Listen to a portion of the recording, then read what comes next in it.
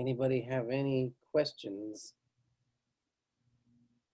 Let's start off. I think I have the duplicate quiz situation handled. I don't know, did that affect anyone in this class? I copied a module from one class to another and it duplicated. And then when I deleted the module, the extra one, the quiz remains. So it might be the other class. There are several people confused by that, which I can understand. And I just migrated the grades over from one to the other and got rid of it. So anyway, if that didn't affect you guys, great. If that's taken care of, if it did. Any other comments or concerns? People watching the movies I have in the modules? Anybody watch Juno? You watched it? Yeah, I've seen it. It's a cute movie. Yeah, it's really a cute movie. It's got Jason Bateman, so hey.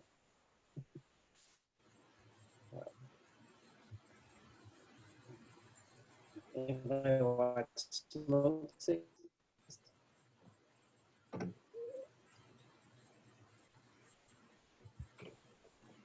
Anyone? No. I'm debating whether I didn't hear what you said. You cut out for a second. I didn't hear what you said. Thank you. Has anyone watched Smoke Signals? Oh, no. Okay. And I'm debating whether I show that in class or expect you guys to watch it out of class. I guess if nobody watched it, I could show it to you in class. Might as well start doing that, right? Who knows? Okay. So maybe we'll watch that, or at least start it today. It's a classic. In my book, it's a classic. We'll check that out. It's a very cute movie. Are we ready to move into the lecture portion?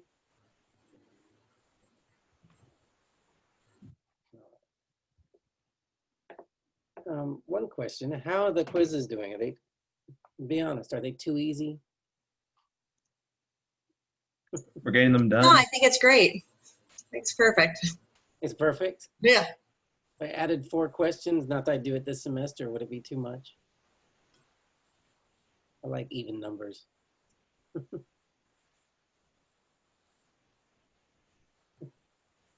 How long did they take you to do the quiz? 5 minutes? They only give us about 30 minutes, so we usually complete that within 10. Yeah. Okay. Well, the grades are all real strong, so I'm assuming that that's a good thing. And I guess my real question is, do you think you'll remember this stuff next semester? Anyone?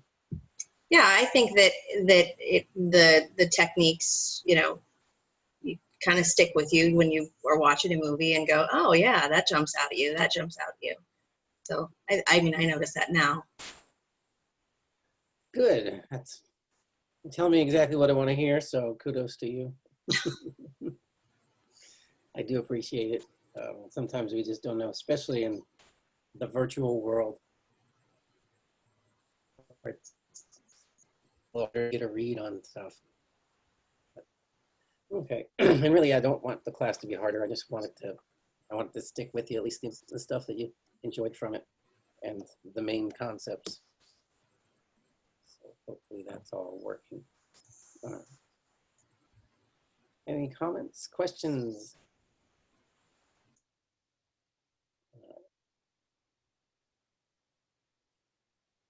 Let's go to the lecture portion of today's presentation.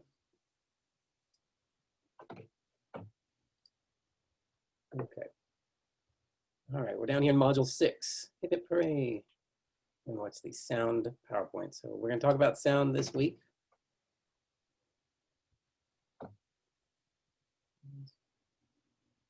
Okay. All right.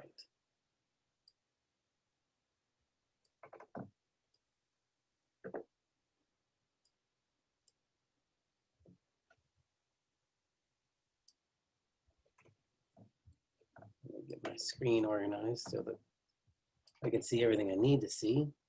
Okay.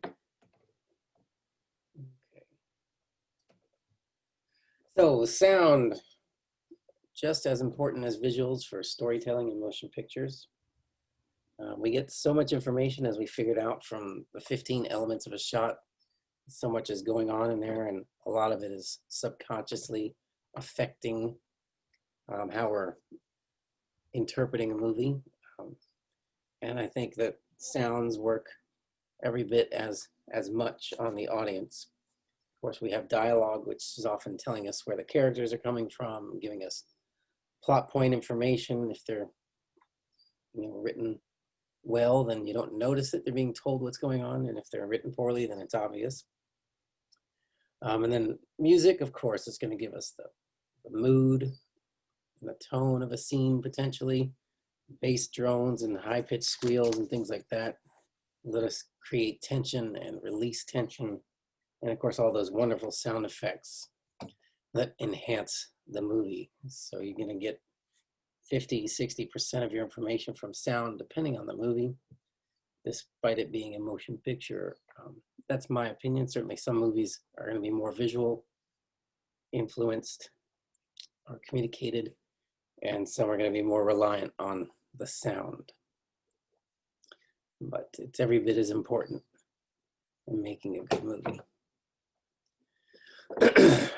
Up until about 1927, we had the silent era. Those Charlie Chaplin and Max Sennett movies, D.W. Griffith movies of intolerance and that stuff, where there was no sound, just a musical accompaniment that was generally played by someone in the theater live. Okay.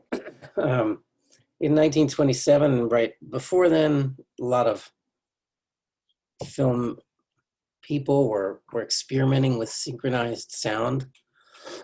And there were some other movies, short movies, that had done it. But they didn't really go big. They didn't make the impression that the Jazz Singer from 1927 made. We're going to take a look at the clip from the movie, The Jazz Singer. So synchronized sound is sound that matches the picture. That's where we see people talking and we hear them talking. And we didn't have that really before 1927. The dialogue in the scene is not scripted or planned, but improvised by Al Jolson, the jazz singer. When audiences saw that, they were pretty much blown away. And the end of the silent era was written on the walls at this point. We'll talk a little bit more about that, and we'll show you how the movie is a silent movie with just some musical numbers with sync sound, and then this improvised scene. If we go back to modules,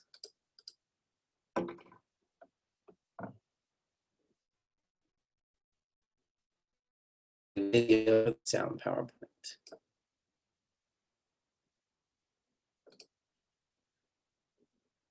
Okay, so let's have a watch.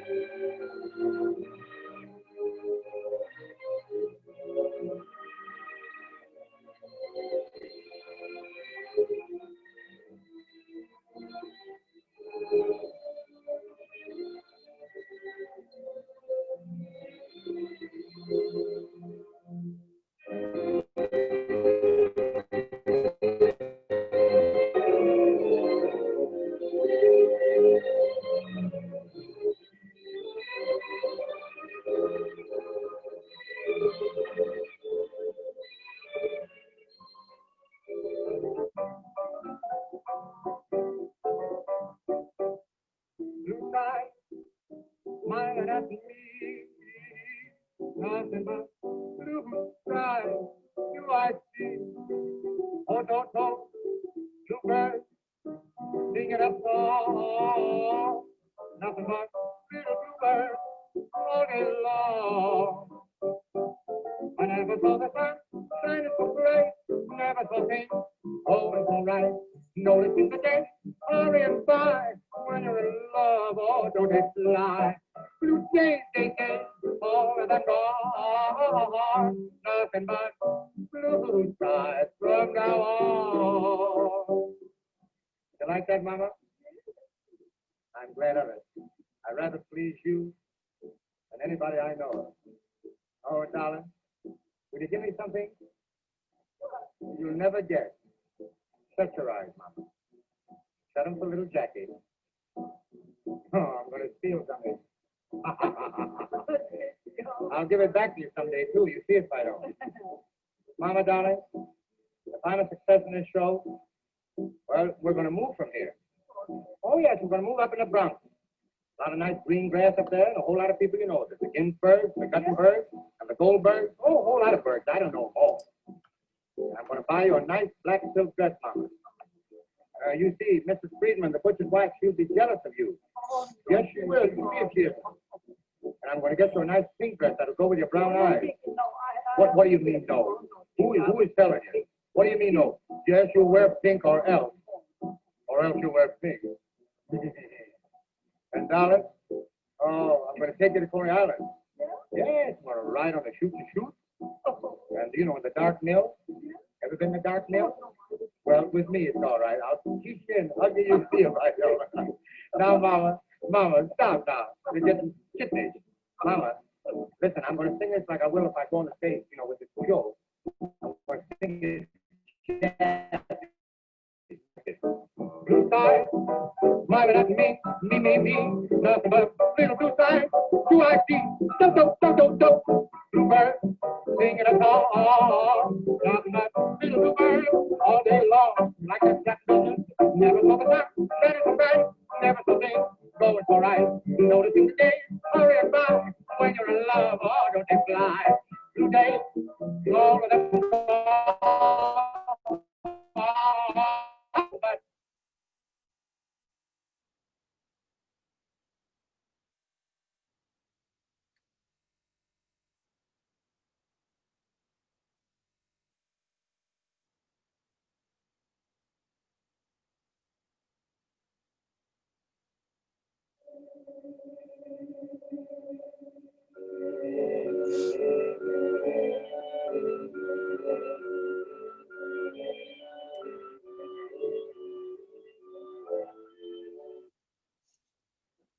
Okay.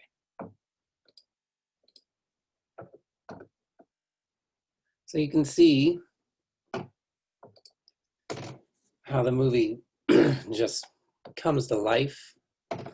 Excuse me. When they starts the musical number and the scene with his mom, the dialogue that they do, and then when it goes back to silent, it kind of comes to a halt, if you ask me, as far as the feel and the liveliness of it. Some theorists and artists thought that adding synchronized sound would kill the cinema, and they were wrong. Obviously, it revolutionized movies and the way movies were made and the stories they tell.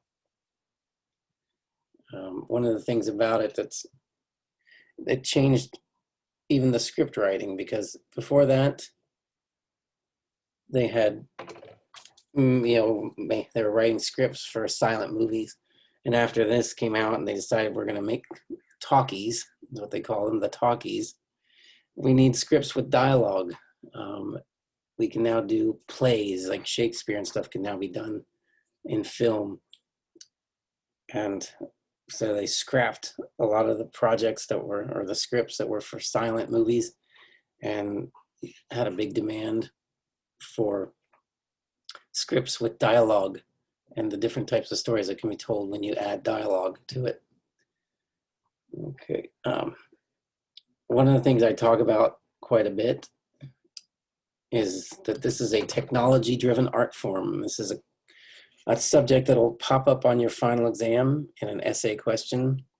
And we're talking about technology-driven art form. We're talking about how when technology advances, it changes sometimes everything about the movie business. In this case, it revolutionized the whole movie business. It changed the scripts and the stories they were going to tell and how they were going to tell their stories. When color came out, it changed things as well. Why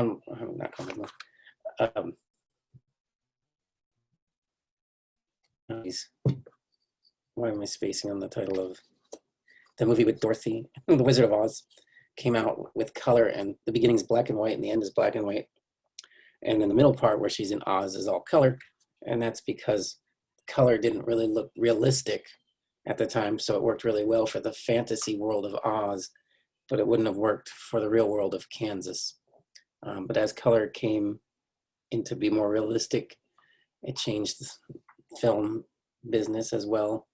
CGI changed the film business in the 90s with Jurassic Park, and producers and studios said they want more, give me more fantasy stuff with where we can use this CGI technology and have these fantastic beasts now looking realistic in our movies. In the 80s, Clash of the Titans didn't look very realistic, but still kind of worked. Okay, any questions?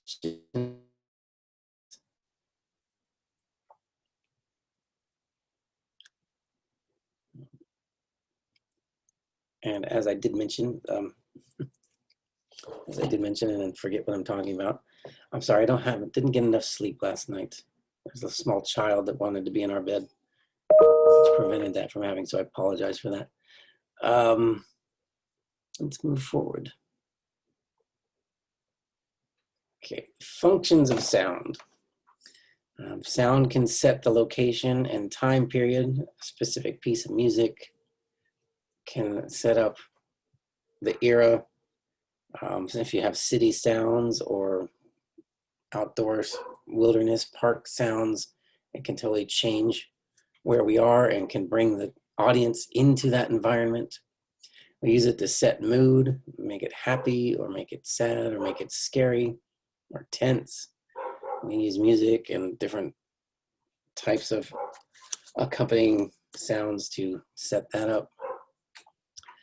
We can use sounds to set up characters. A leitmotif or a musical motif is a piece of music that can be associated with a character. Darth Vader shows up usually within a few seconds of hearing the Emperor's March. And of course, the score from Star Wars series by John Williams is one of the most effective and beautiful scores we've ever had. And the leitmotif sets that up in Life is Beautiful. We had that ominous sounding music. Whenever the Nazis were around, we would hear that. Whenever there was danger, we'd hear that same piece of music. And we'd also hear that other piece of music from Offenbach that was associated with his love for his wife character, Principessa. So it was used very effectively in Life is Beautiful as well. We use sounds to direct our attention. We can have a sound effect and then focuses us on that prop or piece in the scene. It can create, if we have 5-in-1 sound or 7-in-1 sound, a sound comes from behind you, it brings us in more. It also directs our to thinking, hey, something's behind us, or left and right sounds to give us that full immersion into the universe.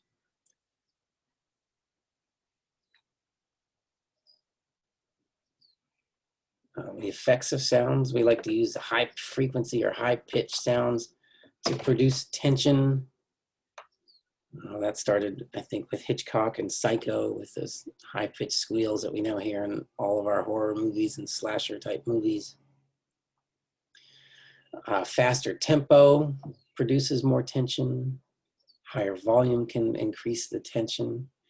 And directors can use these tools to take us on that roller coaster ride where we build tension, then release it, let the audience relax a little bit before we then start going up the hill again and making more and more tense scenes.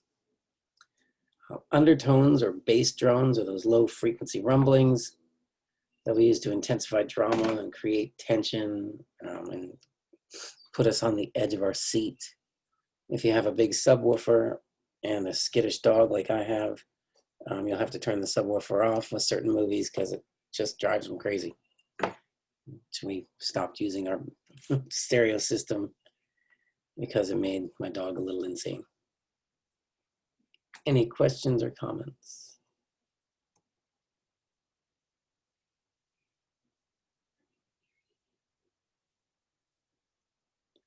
The different types of sound. Dialogue is a spoken word from character to character. Monologue, spoken word from character to audience. Our narration or voiceover is when an observer talks, providing useful information. It usually contains the truth. In Shawshank Redemption, Red, the character Red by Morgan Freeman was also the narrator of the story, and we basically only know what Red knows. There's some things that we see that Red may not be privy to, but most of it is what Red knew or assumed. Types of music. A musical score is written for the movie and specifically for each scene. That's like in Star Wars with the John Williams score. The music itself goes right hand in hand with the scenes you're watching. If they want it to be more intense and more scary, the music's going to reflect that. When it's happy or even comedy, the music can change and help influence that as well. Source music is music that existed before the movie and they purchased the rights to it and put it in there. If you take a famous song and say, this is perfect for this scene, and you put it in there, and that's source music. We sourced it from somewhere else. And then of course, sound effects, gunshots, screeching tires, doors closing, footsteps, and pretty much everything in a movie has added. If it's a big budget movie, just about every sound effect, even if it's just a simple door being closed, has quite often been enhanced in post-production, and it's not the real sound of the prop or the set piece that made that, but a Foley artist working to create the sounds and make them more dramatic and more impactful on the audience.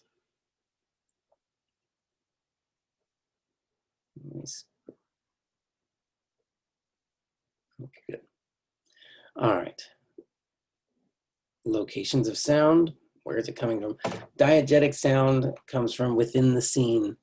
The characters can hear it. So if two people are driving in a car and we hear music going and they hear the music going, that's diegetic. They turn the car off, the music goes away. It was diegetic sound. Non-diegetic sound is not from a source within the movie. The characters cannot hear it. If you think back to the jazz singer scene, we heard a musical score going under the silent parts of that scene and very dramatic, kind of letting us know the emotional cues. And then when he sits down at the piano and we do the sync sound scene, it becomes diegetic. He's playing the piano, he hears it, his mom hears it. It's part of this, of their world and not just there for the audience. Okay.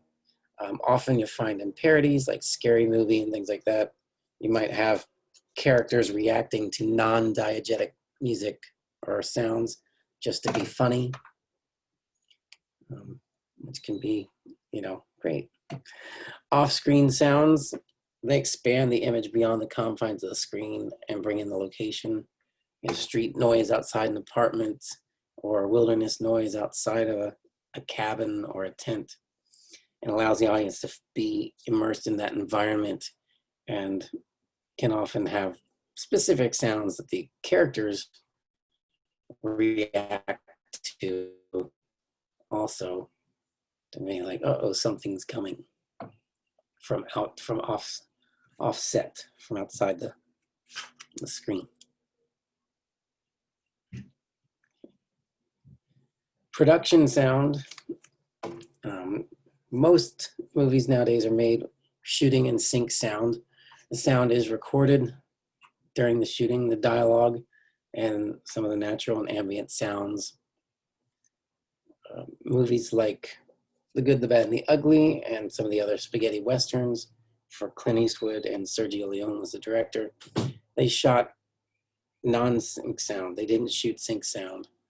He decided it was faster and cheaper to do it silent and then go into the sound booth and ADR it, or automatic dialogue replacement, and have the actors do their lines that way in a sound studio to get good clean audio. They watch themselves on the screen, redo the lines, and then they sync it all up. And it's pretty hard to tell that it wasn't shot with sync sound. Any questions or comments?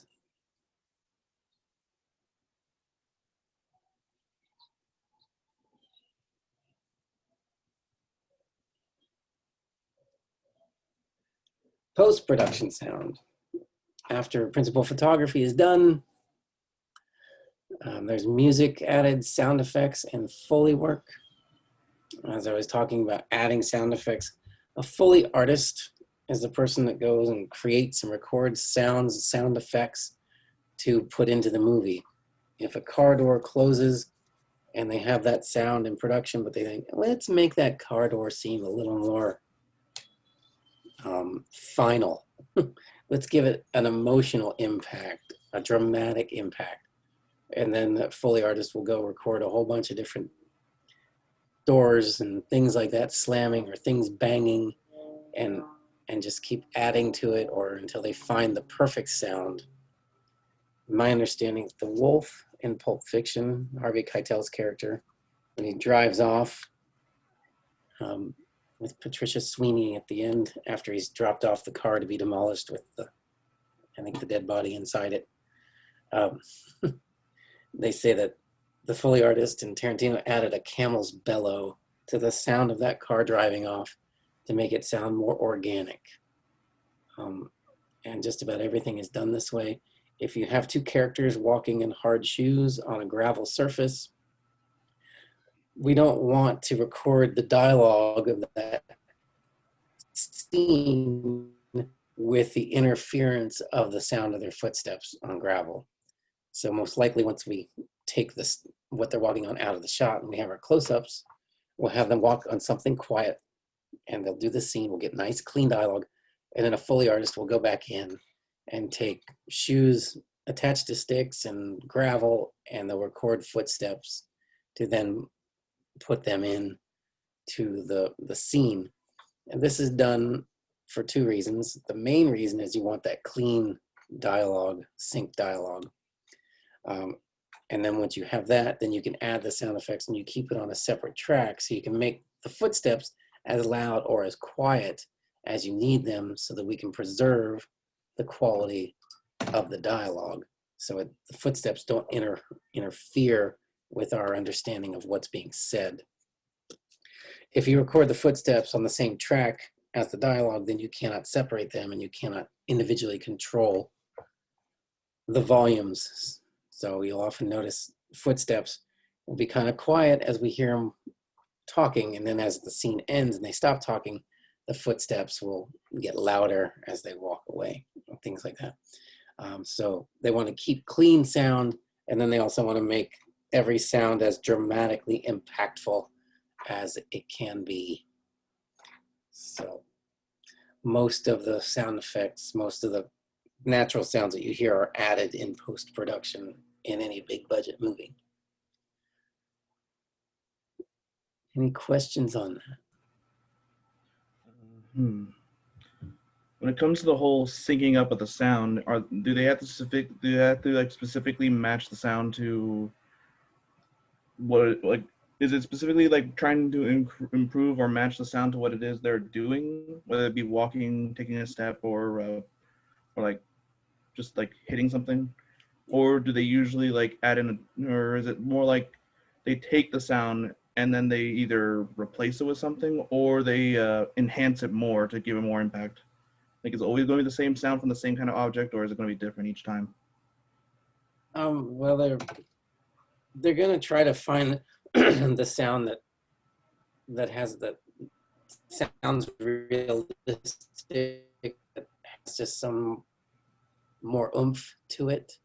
If you're talking about just a door closing or footsteps, you know, it may not have as much emotional impact. If you're talking about a fight scene where people get punched or someone gets slapped, then they want the perfect sound. Oh yeah, they usually, yeah, you can tell where they put in sounds when it comes to certain fight scenes. Yeah. Most, you know, I haven't really seen a fight in real life. Thank goodness.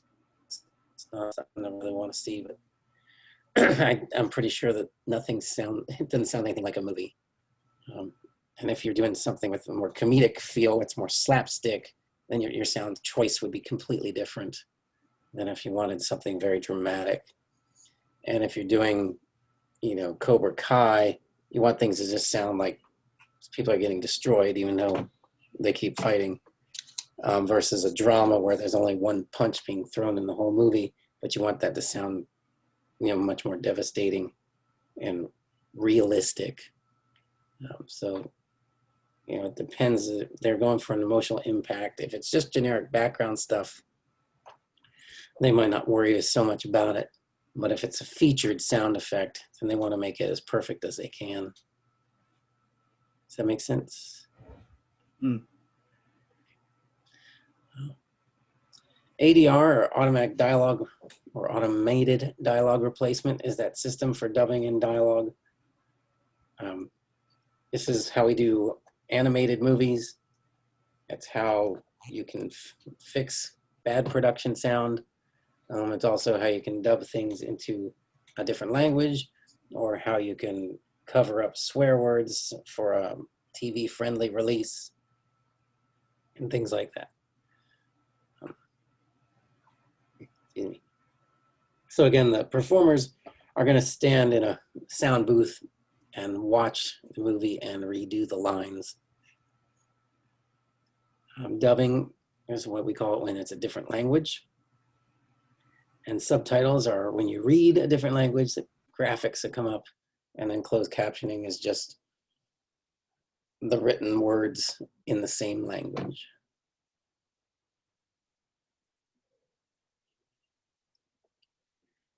Viewing or exhibition of sound, when we talk about synchronous. In production, it's did we record it there or did we do it in post?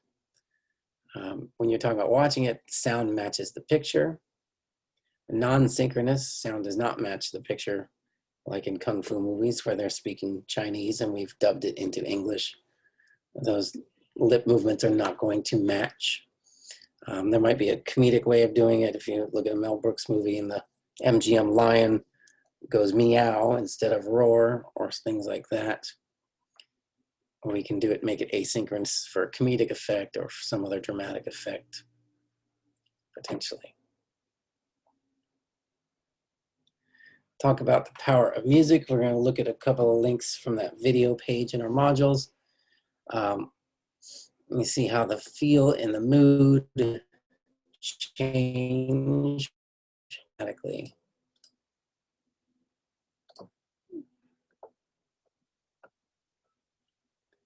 All right, we go to the module 6, videos for sound, which is where we found our jazz singer.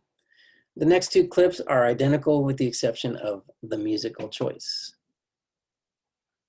Ready to catch some fish? Yeah. All right, let's go. On the first part of the journey, I was looking at all the lights. There was A. catch some fish.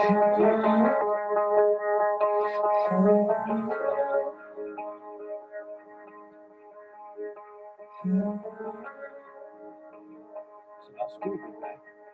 It's on feet. Notice any...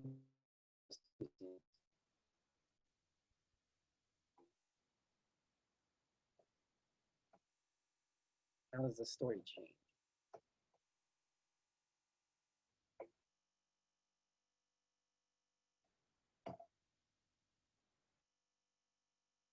Anybody want to jump in?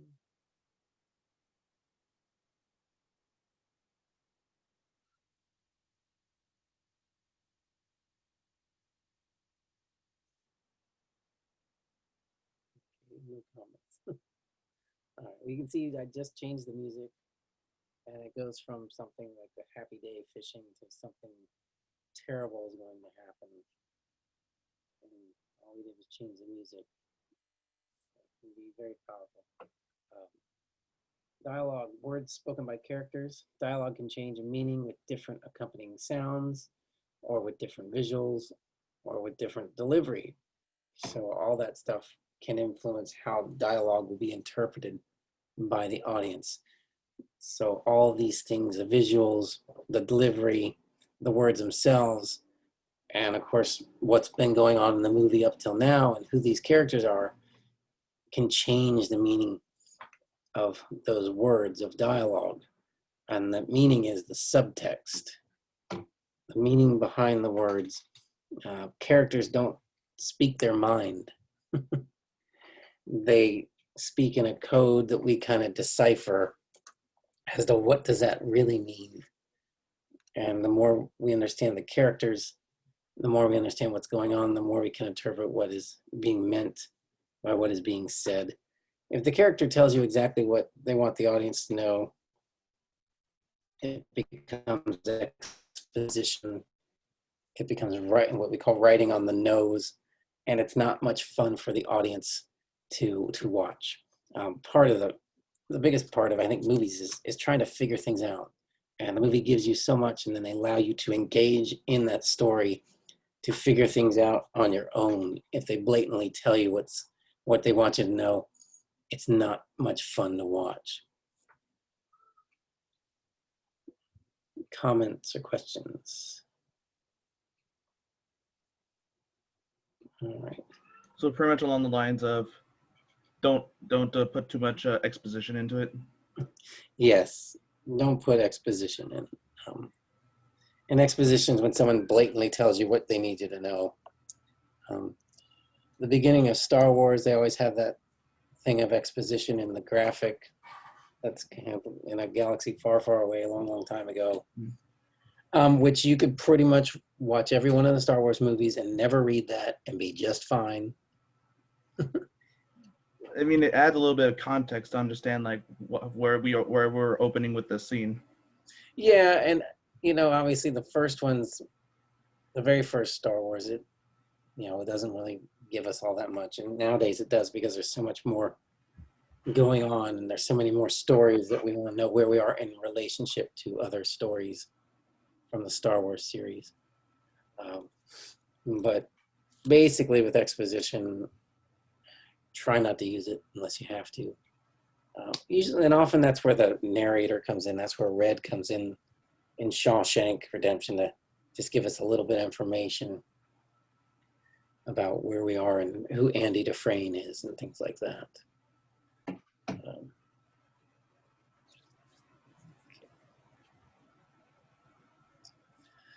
Accents and dialects, word choice will indicate class, education, background, and attitudes. If you have a Southern drawl, it takes us to a specific place, and we have preconceived notions about the South and people who have Southern drawls. We have a Cockneyed accent from England or something like that. If you haven't seen the series Dead on HBO about the West and the Gold Rush era of the 1800s, they have a very unique and distinct way of speaking. If you've seen the movie Snatch, if you haven't, please check it out. It's so much fun to watch. And Brad Pitt and Jason Statham and a bunch of other fantastic actors. And Brad Pitt plays a pikey, which is a type of gypsy, if you will. And the way he talks it's so entertaining, and you almost need subtitles to know what he's talking about. But it's okay because the other characters don't know what he's talking about, and that's part of the fun, is they interpret it and help us understand what he just said. And it's just a fantastic movie if you haven't seen it. Another Brad Pitt movie, Troy, has the transatlantic dialect, which is not a real dialect, spoken only on stage and in movies. We don't slur. There's no slurring. The consonants are crisply enunciated and all words are pronounced cleanly. It's like those period pieces with knights and kings and queens and things like that. It's not really a British accent. It's just this weird dialect that we use in movies and stage. And the last slide I just wanted to bring up, we're going to talk about sound. We should talk about musicals. Musicals have been going on forever. They come from the theater, from Fred Astaire and Ginger Rogers, Bing Crosby and Danny Kaye, and all those greats, the singers and dancers. The old Rodgers and Hammerstein Broadway musicals that were made into movies, Oklahoma, Sound of Music, King and I, South Pacific, and of course I'm leaving out a whole bunch. There's a Busby Berkeley movies of the 30s that were basically feasts for the eyes and ears that could never happen without sync sound. And then more recently, Moulin Rouge, Chicago, La La Land, High School Musical, Pitch Perfect, Sweeney Todd, Little Shop of Horrors, and all those movies where all of a sudden everyone just breaks out into a completely choreographed song and dance routine in the middle of our movie. West Side Story, and I'm sure there's 100 others. Hamilton. And if we look at Disney, just about every Disney, and just about every cartoon nowadays, feature-length cartoon is a musical. Moana, Coco, Shrek, those are all basically musicals as well. Where music doesn't just help us enjoy it, but often tells part of the story or a lot of the story. Hamilton is told through song. Pretty much the entire movie is told through the use of those songs and the lyrics. Okay. Any questions, comments?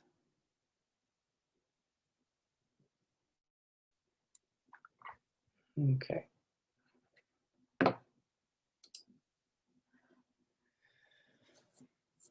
Everybody's good?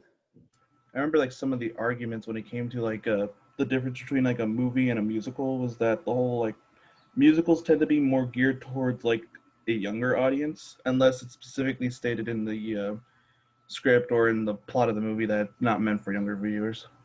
Right. Like the whole argument of whether a movie should be a musical that's going to force the tone of the movie to be lower than what it could potentially have been originally written as or performed as. Yeah, I can see that for sure. Yeah, that musicals generally are a little lighter, a little less dramatic because they're not realistic. One thing I like to say is that in a comedy you can get away with a lot because people are going to be silly. You're talking about Ferris Bueller, he can stop and just turn and start talking to the audience, and we accept that. We're not really looking at Ferris Bueller going, "This is real, this is happening." In a movie like Raging Bull or Scarface, can you imagine Tony Montana turning to the camera for a little lighthearted monologue? I remember that was Wouldn't work so well. I remember that was the fear people had when Disney first got Star Wars. Yeah. That they're going to turn everything kiddie and like put musicals and everything. It's like, oh no. Luke's gonna do a song and dance with Kylo Ren. Awesome. But that's the thing, and when you're watching it, you're very aware you're watching a performance. And when you're doing a gritty drama, you don't want to break that suspension of disbelief. You don't want to break the fourth wall. You want to keep people engrossed in that drama, which is why musicals and comedies can get away with a lot. But if you're doing a Sherlock Holmes mystery and you're keeping it very gritty, everything has to make sense. Everything you put in there should be there for a reason, because the audience. But that Sherlock Holmes one, at that point, it's pretty much just Dora the Explorer again. Yeah, you want to make sure you keep it real, if you will. Because you don't want to break that suspension of disbelief and discredit your whole story But in musicals, we can do that all the time. Any other comments? Okay. Anybody realize that the entire dancing thing in Pulp Fiction was unnecessary? Just about the whole date with Uma Thurman was pretty much unnecessary up until she ODs on heroin. Anyway, Tarantino gets away with a lot of scenes that really don't advance the plot. But that's So like filler. Yeah. Like, we don't really care what kind of coffee he drinks, but it's hilarious, so we let him go on. Okay. Any other questions or comments? So when it comes to like the syncing up of sounds to like silent things, to silent films and movies, is that kind of like how it is for like almost all claymation or stop motion kind of animations? Yeah. Although, and I'm not sure because I don't know nearly enough about how animation is done and claymation. They may record the sound first, potentially. And I know if you have a performer like Eddie Murphy doing a donkey, you might want to hear him do the lines before you animate the character. So there's probably some combination where they overlap, which, you know, we'll do the dialogue, we'll do some tests, we'll start the animation, we'll do some more tests, and we'll make sure we can get this all to sync up perfectly. Funny you should mention funny you mention that. In the original Shrek movie, the guy who played as Shrek, he originally did not voice the Shrek as a with a Scottish accent. He originally just spoke the lines normally. But towards the later half of production, that he asked if he could redo the whole lines but add in the accent. They loved it and spent the last few months of production re-editing every single bit of his voice, of his mouth movements to match the accent. Yeah. Almost blew the whole budget. Originally, they wanted Chris Farley to do it. And I think actually he passed away before he could do it. He did, right in the middle of production. I think they got to around, they pretty much recorded almost all of the lines they needed from him, but they couldn't actually finish the whole thing with him. Oh, that's so sad. And then Mike Myers came in, and of course the rest is history. He's brilliant, and I'm sure Chris Farley's version would have been very funny, but it would have been very different, I think. All right, well, let's get to our feature presentation. Any more comments or questions? All